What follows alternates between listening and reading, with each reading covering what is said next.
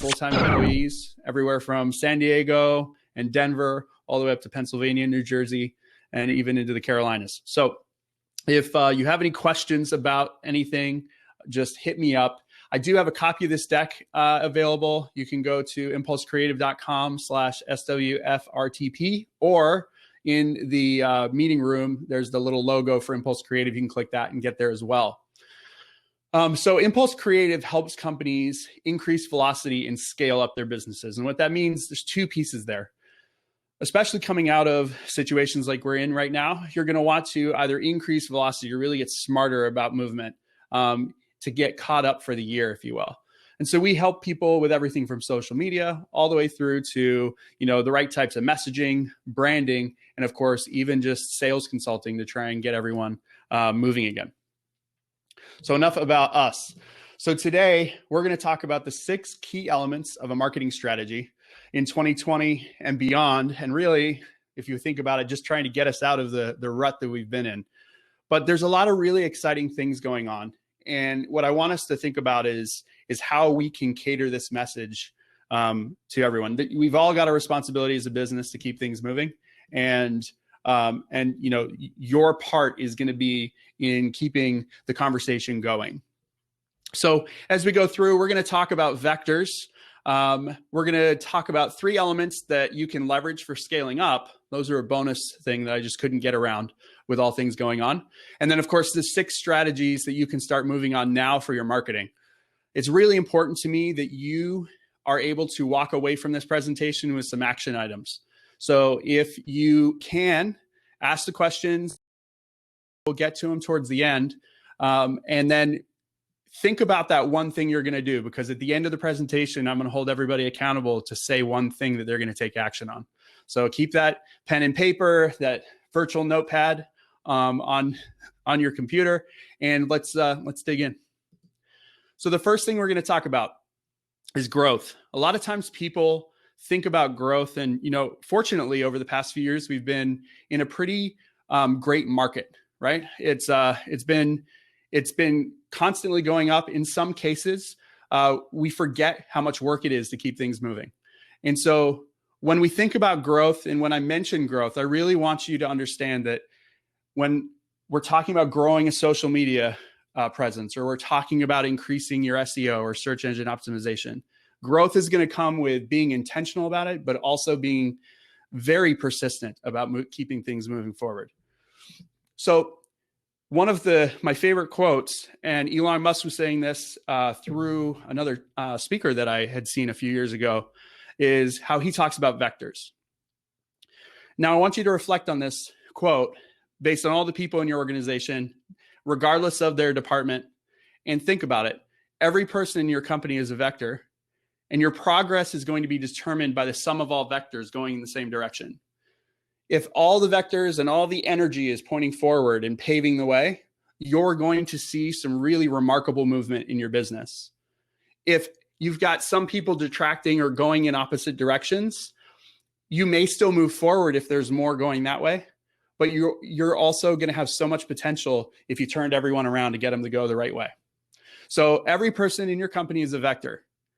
As I'm going through this, think about how you can get other people in your organization, whether it's their job or not, to help you contribute to your marketing or sales, because your company wants to grow, and everyone here is really forgiving in regards to getting things back on the tracks. So think about how you can leverage them. So the first thing that we talk about from a vector is marketing, right? I talk to companies all the time, and they're like, I'm not in marketing, I'm in customer service. But I care about helping this company grow. Marketing is one of the facets, or one of those vectors, that's really important. And understanding what marketing is supposed to do is an important thing for companies too. So marketing is creating a focus on acquisition of new contacts, or engaging known contacts and drive qualified meetings. That's really the job of marketing. It's not to close a deal. It's to get the prospect up in front of your sales team. And so what we talk about a lot of times is the understanding of that service level agreement between marketing and sales. You want to make sure that marketing has a flag in the sand of what success looks like, And all it is to get found by the prospect and drive qualified meetings. Then we have sales, right? Sales job is to focus on landing and expanding key accounts. It might be driving further conversations with prospects and hitting quotas, right? We've got to drive revenue numbers. But the idea is to guide those people coming in and convert those prospects into customers. Now, it's not just a 1-2 step transaction. In a lot of cases, companies have 7 to 15 steps in their sales process before someone will hand over the cash, right? And so depending on your business, you've got to understand and be able to measure those pieces. So if we have marketing going in the right direction and we have sales going in the right direction, there's a lot of stuff that they could be talking about to help things keep moving. And so then we have the last piece here, which is service. So what would marketing and sales be without a team that can actually deliver the service, right? And when we think about that, I think sometimes it's easy for companies to focus on just growth, right? But if you keep adding to the business and you're losing on the back end, it's not actually going to help you grow. It's just going to help you sustain, right? And it's going to be this never-ending fight. So what you want to do is figure out how service makes their customer become a raving fan. How does your team work on that? And the difference between marketing and sales, when you start having these conversations, and service, is that now all of a sudden, if everyone speaks together and talks about the key things that are working really well, you're going to start seeing some pretty dramatic results. Now, what does that look like? A lot of times when I talk about marketing, sales, and service being one team, companies will be like, that's a lot of work and a lot of people that I want to have all in one room. I'd prefer that they're doing their jobs, right? But the vision and the need is for these companies, segments of their business to be less siloed and all focused and pointing in the right direction. There is a gold mine of information that the sales team has about questions that are asked in the sales process that marketing could leverage.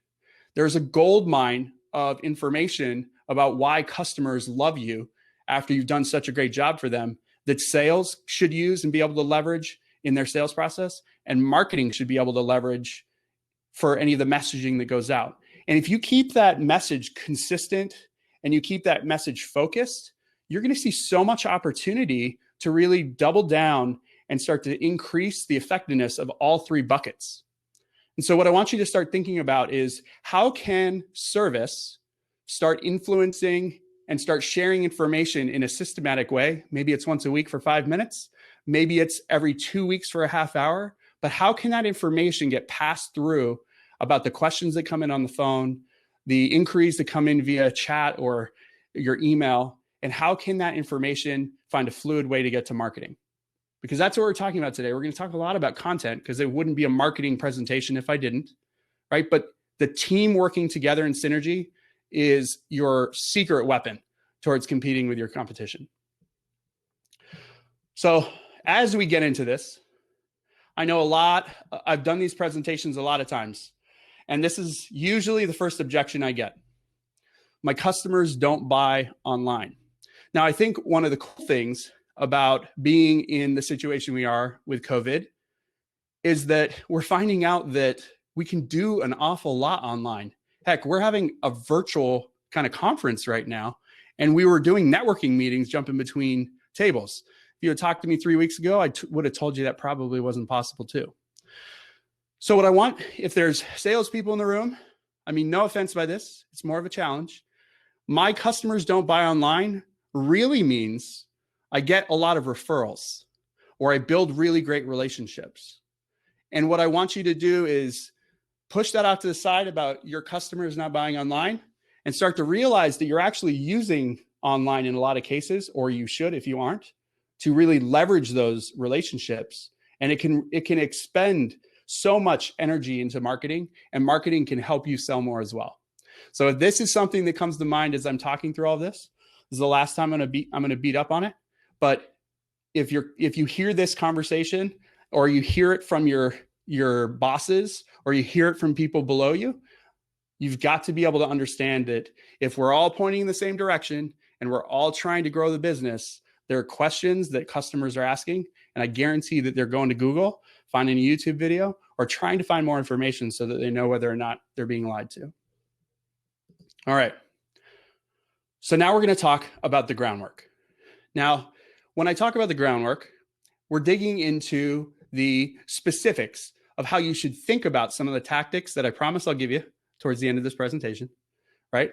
But the groundwork of how you need to start thinking about marketing, especially now more than ever, is you have to create an effortless experience, right? Think about that customer journey from raising my hand, saying that I'm interested in your business, to what happens before that. How hard is it to find your business right now? Once I find you, how hard is it to buy from you? Think about all the friction points. How hard is it to be your customer? We've got a lot of people that will come in and they'll be like, I just am excited that you answered the phone. It blows my mind, right? Pick up the phone, people. How hard is it to be your customer? How hard is it to refer you? Now, you could slice this in a couple different ways. If your message isn't aligned and people don't know who you are and why you do what you do and the problems that you solve, there's no one better than your customer that could help you with that. But if they can't refer you and they don't know how to speak the right language to identify who the right fit for your company is, how can anyone ever refer your business, right? You've got to give the tools. And this last one is something that's really important, especially when we talk customer experience, is how hard is it to pay you? We've run into this so many times where we'll be really excited about engaging with a customer, or we'll be really excited about engaging with a vendor, and we just want to pay them to get started. And they're like, oh, it'll be 2 to 3 weeks until we can kick things off. And, you've got to pay up front. And then you've got to sign these 14 invoices and scope of works. Now, we need to protect ourselves, but how are you removing friction from this overall experience from when we first find you all the way through to them becoming your customer and even referring you? I want you to think about that process because there's a lot of answers in what you could do better and also potential content opportunities down the road. Now, the next one is be conversational. Now, one of the key things about a conversation is that it's two ways. We can't get up on our soapbox and talk about politics on social media, amongst other things, and not expect a response. But on the flip side, we can't just expect to jump up on our soapbox on social media and say, my business is the coolest thing since sliced bread. You should buy from me today. Here's a link so that I could sell to you and spam you and do whatever later, right? You need to be engaging in conversations. You're going to get text messages from people because that's how we like to communicate. You're going to get social media comments and conversations.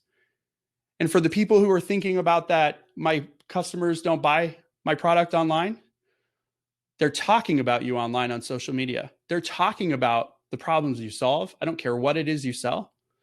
There's an opportunity to jump in online and be conversational and drop value and be helpful.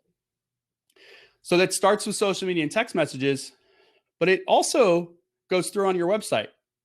We get 10, 20 people a month coming to our company because they want new websites. And when we ask them why, they say, well, we haven't updated our website in 3 to 5 years, and it doesn't really represent who we are as a company anymore.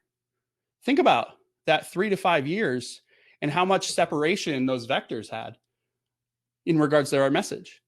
So start leaning in and making your website more conversational. It could be shorter and concise content, or it could be leveraging chat or chat bots, which we'll talk about later as well. And then the last part is, especially now, I think people have come to appreciate it. Be conversational in real life. Talk about problems, wear your name tag to marketing events, just have conversations. Regardless of the type of personality you are, there's opportunities to have real, authentic conversations. All right, the last part, be authentic. I think this is the most important thing nowadays, right? Show compassion. It's okay to market your business with everything going on. It's okay to send out sales emails. Now, does it need to have at the top, with all things considered, we hope that you will listen and read my email. No, you don't need to put a disclaimer on every email. But what you can do is show compassion, say, I hope your family's happy and healthy. You can dig in and have some conversations around that kind of thing, but be authentic. Now, on social media and on your website, you can share success. But you know what's 10 times better than sharing your own success? Having customers share your success. So find ways to get people to refer you, but also get clients to talk about who you are and what you do. And then one thing that I want to make sure everyone understands is children on Zoom calls is okay. We're all feeling the same problem. I've had a couple times where my son will Zoom bomb me while I'm in a meeting, and it happens all day long on the other side. That's an authentic part of life. I don't think there should ever be anything wrong with that, but just be authentic, be your true self, and you'll start to see some really amazing conversations as a part of it. All right. So this is a secondary piece of that quote from Elon Musk. And this is, pulling hard is worthless if you're not pulling in the same direction. And so as you think about those core areas, I want you to also think about how aligned and in what direction is your team going right now? How aligned is your team to the company? And if you're not sure and you can't answer that question in the amount of time that I just took a breath, then that means you got some work to do. So I challenge you to have that question and talk with your teams that are part of your teams and other cross functions and see how you can refine your message so that it's the same thing. All right, so now we're going to get into the 6 strategies because that's what I promised you. So the first one is one-to-one video. Now I want you to think about one-to-one videos in a couple different ways, and I'm going to save you from actually listening to this video. But if you download my deck, it's going to ask you for an email address, and you will see a perfect example of this. In fact, for the board members, when I was announced on the board, I actually sent a video to everyone as a response. I could have typed an email, but an email allows for them to meet me virtually. And it's a great way asynchronously to jump in and get in front of people. You can leverage one-on-one videos in a couple different ways. If someone asks you a question on your company Facebook page, don't just type a response. Type a response and record a quick little video and drop the video link on the site. There's 2 things that are going to happen there. The person who asked the question is going to get their answer. The second thing is that anyone else who had that same question now can see that video. So what started out as a one-to-one video that it had an immense amount of impact and value now can be flipped around and used and leveraged for the rest of your company. The other area where you can use one-to-one video is on a Zoom call or on a one-on-one video call like this. Video breaks barriers, and you can take that video and you can start showing people how human you are and that you care and that you're focused and that you're looking at them and understanding their problem instead of on your phone potentially or whatever happens when you're not on camera, right? They're not going to be able to let their mind go sideways wondering if you're paying attention. And we communicate a lot with our hands, especially me, right? But we also communicate a lot more than just verbally or an email. And the more that we start leveraging technology, the higher the opportunity for people to misconstrue what we're saying because we don't have the face-to-face communication as much. So now's the time to use one-on-one video and leverage it. Now, if you're thinking about some tools, you could use Loom, L-O-O-M, Vidyard Go Video, V-I-D-Y-A-R-D, Go Video, or what we use is Wistia Soapbox. All 3 of those tools have a free version that you can just be sending these one-off videos, and it's just like jumping on a browser, pressing a little camera button, and hitting the races. So try it out. If it doesn't scale, that's the perfect opportunity to drop some videos, and you'll be really amazed with the results, I promise. All right, the next thing is conversational marketing and bots.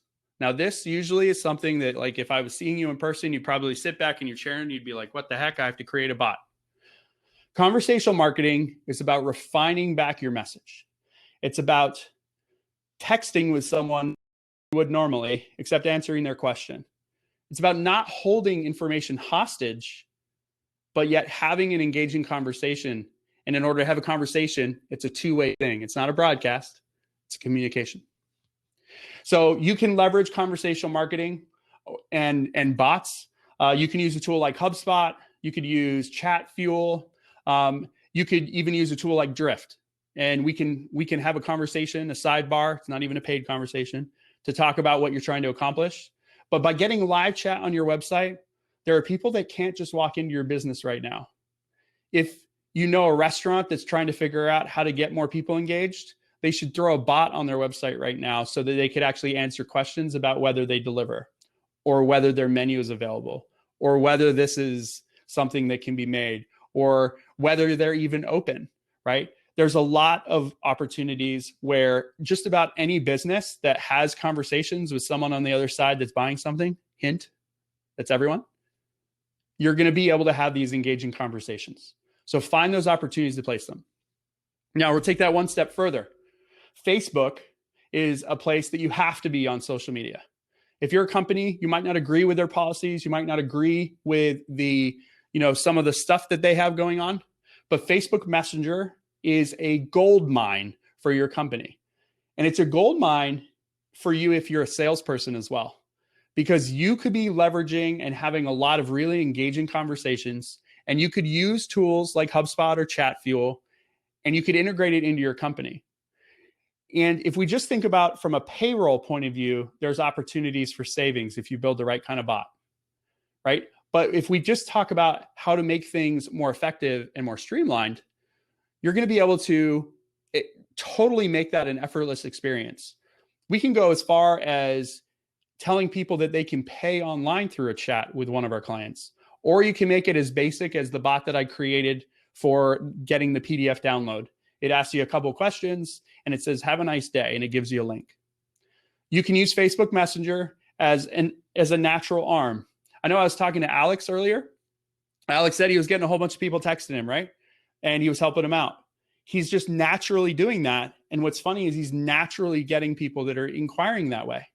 It's because that's how we've been trained as society to communicate. So you might as well jump on the bandwagon because it can really help the experience of your company.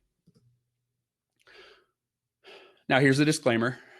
I have to talk about content because this is a marketing presentation.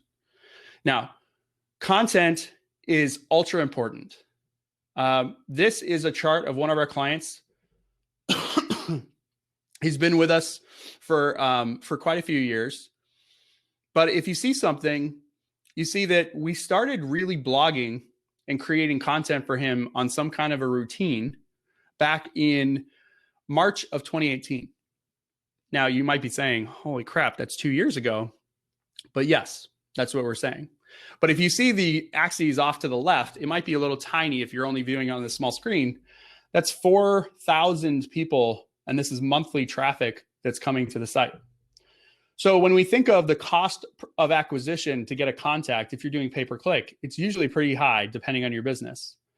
For every single one of those people, that usually costs money, and it's an opportunity to get business. So in this example, this is actually an electrician. They're local in the area. And what's interesting is we started creating content very intentionally around generators and around electrician services in Southwest Florida. And now he ranks on the top of Google for generators or Kohler versus Generac. The type of people who are searching that stuff are the customers that he's interested in getting in front of. And it doesn't cost him a dime because content is the gift that keeps on giving. So when you're thinking about where you should throw your money, I want you to really think about content, but it goes much further than just blogging. You get to go into service content or sales content. And then of course, marketing content. Now, marketing content's at the bottom of that list because if we think about most businesses, they serve their customers in a certain way. They've got maybe you have an internal wiki, and if you don't, we should talk. But if you have service content, the content about how to utilize your service, it could be content about how to solve a problem. It's going to be content that your customers are interested in. The stuff that your customers are interested in, your sales team needs to have. Now, it can't necessarily be the same message. You might want to remove any sensitive information, But sales content is super important as well. You could have presentation decks, and those presentation decks should be leveraging some of the content and some of the expertise that your service team has. And then of course, you can wind that up and bring that all the way out to marketing. But the one thing that you have to make sure that you do is that you keep all of your content all aligned on the same vector, all having a similar tone of voice, a similar brand, a similar story. Because if you do that, you're going to start to see the results of that content exponentially grow over time. There was a time that my contractor client was excited if he got 300 people from organic search or from Google on his website per month. And now he gets that per day, and he spends $0 for that traffic. So I want you to think about how you could transform your business if you went from 300 visits per month to 30 times that in a matter of a couple of years. There's a lot of opportunity there. So this is a fun stat. So marketers, right? We're usually pretty optimistic about things. But this is real data. 72% of online marketers describe content creation as their most effective SEO tactic. And SEO is search engine optimization. Now, that means you're getting out in front of your prospects and your customers. Then you've got to think about how to get in front of ones that might not necessarily be searching. And so there's a term that gets thrown around in marketing, but it's account-based marketing. And what's fun is if there's any B2B companies in the room today, the virtual room, an ABM strategy is account-based selling. So you might know your target accounts. You might have your short leads of lists that you got to call today. Account-based marketing is very similar, but it's reaching out to those people with that same precision and essentially flipping the funnel. So rather than trying to just call in all of these leads, what you're going to do instead is you're going to focus specifically towards one. And I've got an example for you. One of my friends, Brian Fanzo, he's a speaker. He wanted to do speaking gigs for Adobe. And you think, man, Adobe, like that's a huge target. But he had a good understanding about what he thought a couple different decks could be. And he was like, really got to understand how I can get in front of these people. He didn't know anybody at Adobe, but what he did have was LinkedIn. And so what he did is he looked on LinkedIn and he looked at what the company was sharing. And he looked up a whole bunch of people through LinkedIn about what they were sharing and the stuff that they were talking about. He did an hour or two's worth of research on LinkedIn to see what they cared about. And then he started creating content around that specific item for a week or two. Once he started doing that, he actually saw that Adobe his website to engage with that content because he had connected with those people on LinkedIn and he just started sharing the information. The one thing he did not do was reach out on LinkedIn and say, hey, can you buy my stuff right now? I'd love 15 minutes of your time. And I know a lot of you are probably leaning back and laughing if you use LinkedIn because that happens all the time. And you probably do the same thing that I do. Delete.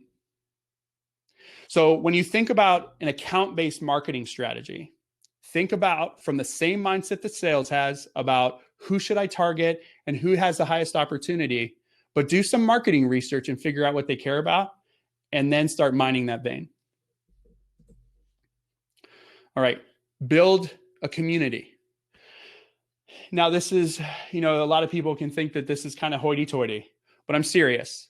Build a community. Each and every one of you are an expert in your field. Each and every one of you have a position. You have an opinion about how a problem can be solved. It can be directly related to your business or it could be indirectly related to your business. But there's an opportunity, especially now, to be able to build this group of people, whether it's a paid or unpaid group, and get everyone to come together so that you could start sharing relevant and helpful information. And there's a certain shift that begins to happen where they start sharing content ideas and they start having conversations. And all of the strategies that I just talked about, you can bolt onto figuring out whether your content will hit your audience the right way. Get your customers into the community. Some people are kind of scared because they don't want their customers to talk to each other and be like, oh, they didn't really like me that way either. but the value is far worse than the risk, or far better than the risk, right? So test your content in the group. Be helpful first. It is going to take a while. We've got a group where there's about 2,500 people that subscribe to YouTube videos that we do. We do 3 to 5 YouTube videos a week around HubSpot and how to leverage the tool. We literally are telling people how to do our job every single day online for free. And we're getting to the point where we're converting people at 10, 15% conversion rates when they come in and they're like, that's cool. I know you know how you do it. I have a question. Or even yet they come in and they go, I just don't want to have to do it. And that's where my agency can come in. So be helpful first, the rest will follow. And then just make sure to keep going. Stay committed, stay moving, keep the investment, because you'll start to see after a while that the community starts running and it starts moving really quickly. And you're going to start to see the fruits of that labor really quick. There's so much opportunity here. You can take that community a step further, and then you could start even monetizing it down the road. But don't start monetizing it from the beginning. I want you to really drive, and I want you to really focus on leaving value creation versus value extraction. All right. So now we get the hashtag one thing. So this is my call to action to you to, in the chat, be dropping in your one thing so that everyone can hear a takeaway that you had from the presentation. But the one thing that I want you to walk away with is that there's an opportunity right now for companies to get back to work soon. And as exciting as that is, it's going to be incredibly important for you to be able to understand that just because companies are getting back to normal, that everyone else and the humans on the other side are not, right? Alex said the new normal. It's not so much that things may necessarily change, but it is going to be a big mindset change. And so as you're thinking about that transition, tone deaf, if you will, right now or during COVID, while we've been all sequestered at our home, has been blindly posting and promoting and, not really showing that compassion. Tone deaf in a couple weeks or months is going to be doing things the same way that you did it before and expecting a different result. And further, what's even worse is that people are going to be more fatigued getting back in and getting back on the rails.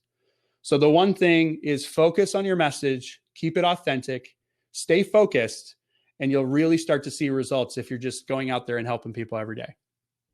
Thank you so much.